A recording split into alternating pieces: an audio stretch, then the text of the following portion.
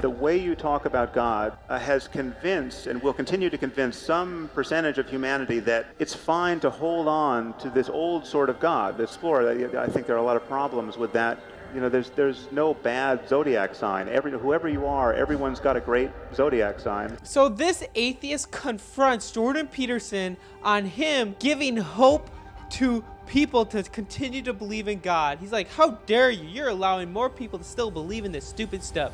So let's get right into it. And I have a Bible verse that will tie all of this together, and I'll be stopping to debunk all these crazy things. So let's get right into it. The way you talk about God has convinced and will continue to convince some percentage of humanity that it's fine to hold on to this old sort of God, this God that can hear prayers and that can intervene or not in the lives of human beings. And, you know, as we've begun to explore, I think there are a lot of problems with that kind of belief.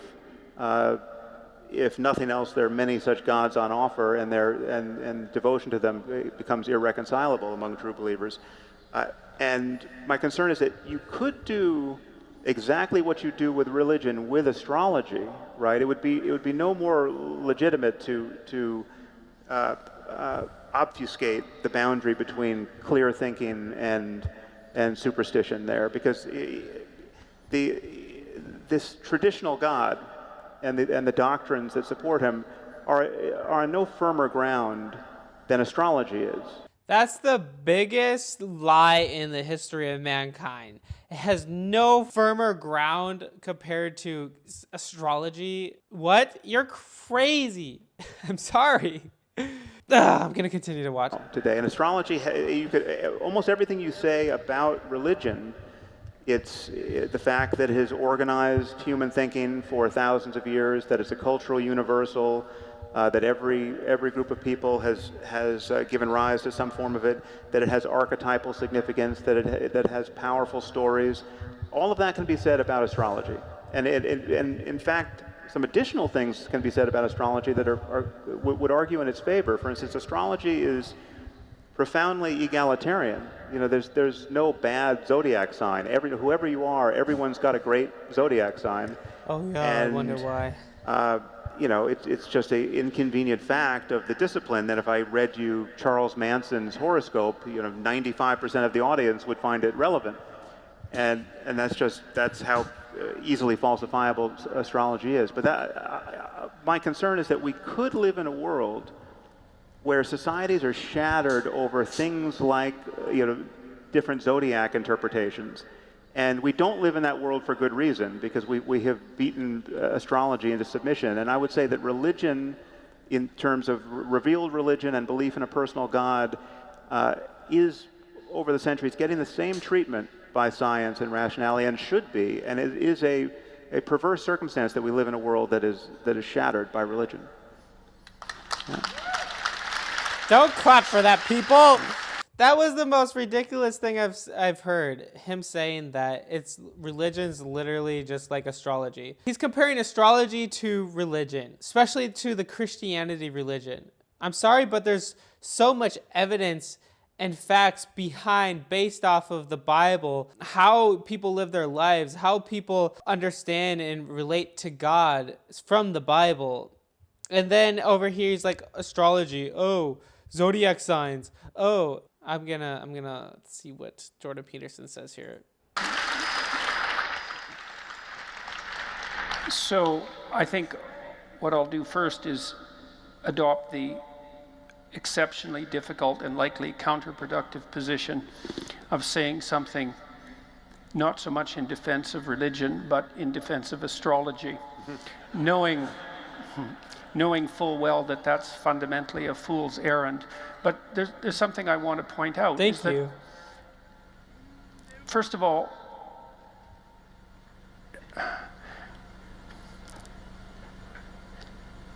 astrology was astronomy in its nascent form. And astrology was also science in its nascent form, just like alchemy was chemistry in its nascent form. And so sometimes you have to dream a crazy dream with all of the error that crazy dream entails, because you have an intuition that there's something there to motivate you to develop the intuition to the point where it actually becomes of genuine practical utility. Now, when we look back on the astrologers and we view their contributions to the history of the world with contempt, we should also remember that the people who built Stonehenge, for example, and the first people who determined that our fates were in part written in the stars, were people whose astrological beliefs were indistinguishable from their astronomical beliefs. And you might think, well, in what sense is your fate written in the stars? And I would say it's certainly the case insofar as there are such things as cosmic regularities. So it was the dream of astrology that there was some relationship between the movement of the planetary bodies and the fixed stars and human destiny, and that's what drove us to build the first astronomical observatories, and to also determine that there was a proper time for planting and a proper time for harvesting, and a way of orienting yourself in the world, for example, by using the North Star. It's also the poetic ground that enabled us to identify the notion that you could look up and orient yourself towards the heavens, and that there was a metaphorical relationship between that and positioning yourself properly in life. And at a deeper level, the cosmos was the place that the human imaginative drama was externalized and draped itself out into the world as something that was essentially observable, so that we could derive great orienting fictions from the observation of our imagination. And so part of the problem that Sam is pointing to is the difficulty of distinguishing valid poetic impulse from invalid poetic impulse, and that really is a tremendous problem. You see that arise also in people who have religious delusions attendant upon manic depressive disorder or schizophrenia.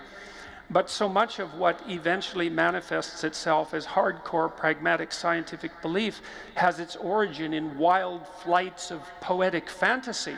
And it's also the case, by the way, that that's actually how your brain is organized, as far as I can tell, that when you, and it isn't just me, I actually, there's a very large, what would you call it, research literature outlining the relative functions of the right and left hemisphere, and it certainly appears to be the case that when we encounter something absolutely unknowable or unknown, what we do is drape that unknown thing in fantasy as a first pass approximation to the truth, and then refine that fantasy as a consequence of iterative critical analysis. And so Sam believes that what should happen is that the poetic and fictional domain should be supplanted by the rational domain. Well, no, let me just close the loop there. Not okay. Quite. I think we need poetry and fiction, and then there's more to engaging with reality than being... Okay, before he finishes though, but guys, listen, we should not be looking to the stars to figure out how we should live our life. And it's so easy for people to be like, oh,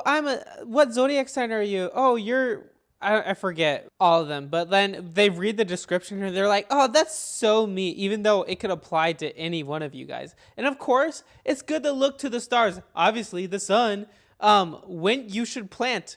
What season should you start to grow your crops? Because at different times of the year, obviously, you're not going to be able to grow your vegetables in the winter because it's too cold. That's something, obviously, it's important to know what's happening within the stars. But is that how you're supposed to live your life exactly? Is that what's going to give you meaning? No. The Bible and the Word of God will tell you why you have meaning, and that is through Jesus Christ, the one who set you free. That's how you could be saved. A scientist in a white lab coat. But we need to be able to clearly distinguish fact from fantasy, or fact from merely fertile flights of the imagination. And we want to be rigorous there and rational there. And it's not that there's no place for mere creativity that's not on the rails of rationality. Well, look, fair enough then. But I mean, then partly what we are disputing is the relative import and of those two domains, let's say the poetic and the fictional and the rational. And the status of religion now in that. Well, I have a hard time reconciling that to some degree with your more, what would you say, formal statements about the problem, because your mechanism, the mechanism that you put forth above all, outside of truth, is rationality. And it isn't clear to me if you're willing to allow the utility of spiritual experience, which you do, and if you're willing to make, what would you say, allowances for the necessity of the poetic imagination, exactly how it is that that is also encapsulated under the rubric of pure rationality. See, and here's something, you can tell me what you think about this, and I've been thinking a lot about what Sam and I have been talking about, by the way. You know, so I'm making the case in my writing that democratic institutions not only grew out of the Judeo-Christian substrate, but that they're properly ensconced within that substrate. But I'm also perfectly aware that not every religious or poetic system gives rise to democratic institutions first. And also True. that there are Christian substructures, maybe the most obviously in the case of the Russian Orthodox Church, Right. where the same metaphysical principles apply, but out of which a democracy did not emerge. And so it does seem to me that what we have in the West is the consequence of the interplay between the fantasy-predicated, poetic Judeo-Christian tradition and the rational critique that was aimed at that by the Enlightenment figures. And that seems to me to mirror something like the proper balance between the right hemisphere and its poetic imagination and the left hemisphere and its critical capacity. And then I would say that part of the way, so one of the questions you brought up was, how do we decide which, let's say, religious intuitions are valid? And I think we do that in part through negotiated agreement, you know, because people have, look, even among the Catholics, say in the medieval time, there was an absolute horror of heresy. So if you were some mendicant monk and you had a profound religious vision, the probability that you were going to be tried as a heretic and burnt at the stake was extremely high, because even the gatekeepers of the religious tradition realized that religious revelation untrammeled by something like community dialogue, something like that, was something of extraordinary danger. And so I would agree with you that the poetic imagination and the ground of religious revelation is something that can lead people dangerously astray. But I would say at the same time that it constitutes the grounds of our initial exploration, and that it's actually ineradicably necessary. Okay, well, I'll briefly address that, and then I want to ask a question that Yes, Christianity, I would say, is the best way to build a democracy. It's the best way to live our lives. If we told everyone to love our neighbor, to pray for those who persecute you, to allow God to avenge, how much more would we thrive and survive? Believing that there's only two genders, not 100, I think that would make us to have a more thriving society.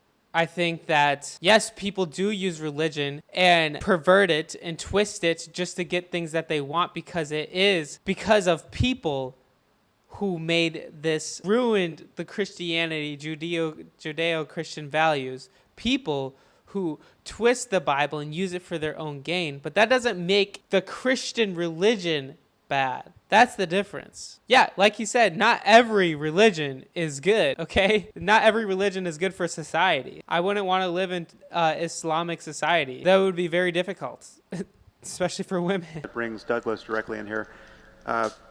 I think this is an instance of what's called the genetic fallacy, the idea that because something emerged the way it did historically, as a matter of historical contingency, it is good. The origin is in fact good and worth maintaining, or that it was in fact necessary, that we couldn't get these good things like democracy any other way, or were unlikely to. And I would say that there's no Abrahamic religion that is the best conceivable womb of democracy or anything else we like, science. That's Sure. a great place to get Douglas involved. So, but I would just add one other category of thinking here. We have what we think is factual and methods by which we derive facts.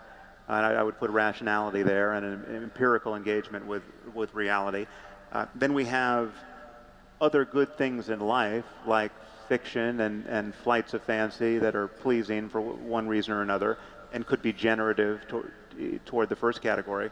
But then we also have, I would acknowledge, and we've spoken about this before, useful fictions and cases, I would hope rare cases where fiction is more adaptive or more useful than the truth, right? Sometimes the truth can be not worth knowing, and I would argue that there are those cases, Okay, but they're few and far between.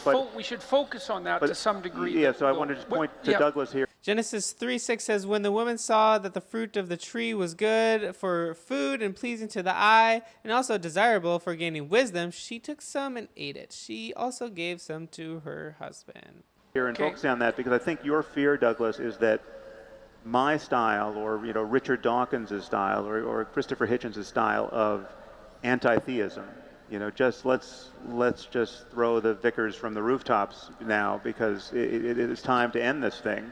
Not literally. Get off Twitter now, but that's a hashtag if ever I heard one. Yes.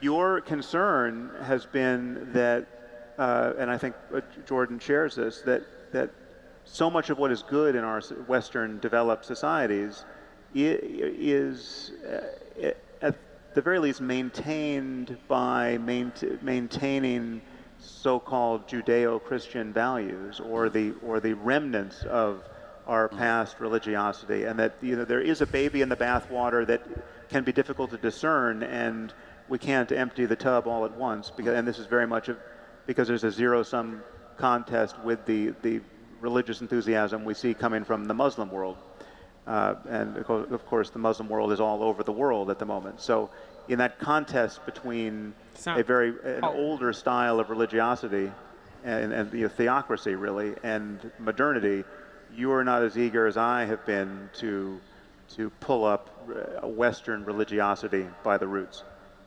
Or chuck the vicars. Yes. That's crazy. Yes, I think that's fair. I think I sit metaphorically as well as literally between the two of you. I realized from our conversation in Dublin some of what your concerns are about what Jordan has been saying and what he is saying, and I share some of the concern.